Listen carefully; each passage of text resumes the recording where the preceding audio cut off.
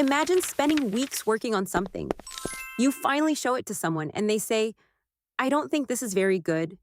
Suddenly, your heart races, your brain starts replaying every mistake. You wonder, maybe I'm just not good enough. But here's something fascinating. Emotionally strong people don't experience less criticism. They simply process it differently. And neuroscience explains exactly how. Here's something strange. Your brain doesn't treat criticism as just words. It treats it as a threat. Thousands of years ago, being rejected by your tribe could literally mean death.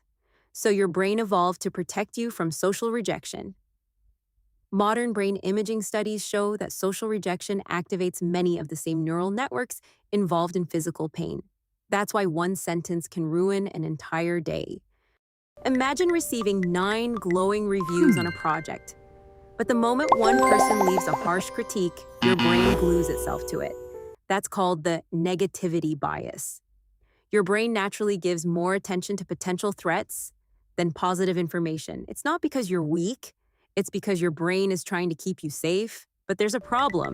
The brain cannot distinguish between this presentation needs improvement and you are a failure unless you teach it how.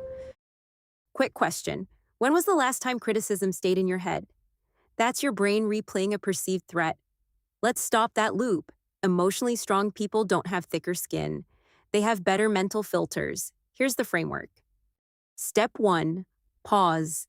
Most people react immediately. Strong people delay the reaction. When criticism arrives, your amygdala, the brain's alarm system, wants to defend itself. Explain, argue, justify, attack back. Instead, pause. Even 5 seconds is enough to reduce emotional intensity. Think of it like waiting for muddy water to settle. Only then can you actually see what's inside. Step 2. Separate the message from the delivery.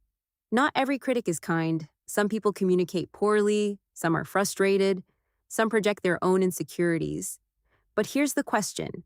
Emotionally strong people ask, is there any useful information hiding inside this? Even badly delivered feedback can contain valuable truth. Imagine someone saying, your presentation was boring, instead of hearing, I am boring. Translate it into, maybe I need better storytelling. Same words, different interpretation, different outcome. Think about this. The loudest critics aren't always the most accurate, and the nicest people aren't always the most honest. The goal isn't to decide whether the critic is good. The goal is to extract useful data. Step 3, the growth filter. Ask 3 questions. Emotionally resilient people mentally run criticism through this filter. Question 1, is it true? Question 2, is it partly true? Question 3, what action can I actually take? Notice something? The conversation shifts from emotion to problem solving. Psychologist Carol Dweck's research on the growth mindset suggests that people who view abilities as improvable are more likely to use feedback constructively rather than defensively. Criticism becomes information, not identity. Here's the final step, and it's the hardest one. Emotionally strong people decide whose criticism deserves attention. Not every opinion earns equal value. Ask yourself, has this person achieved what I'm trying to achieve? Do they genuinely want me to improve? Do they know enough about the situation? If the answer is no, don't let random opinions become permanent beliefs.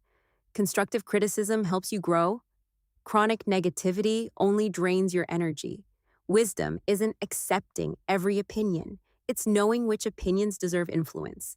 So, the next time someone criticizes you, remember this framework. Pause, separate, filter, grow. The goal isn't to become impossible to hurt. The goal is to become impossible to stop. If this video helped you, please hit the like button so it can reach more people. And subscribe to BrainNurture, where we engineer better thinking for the digital age.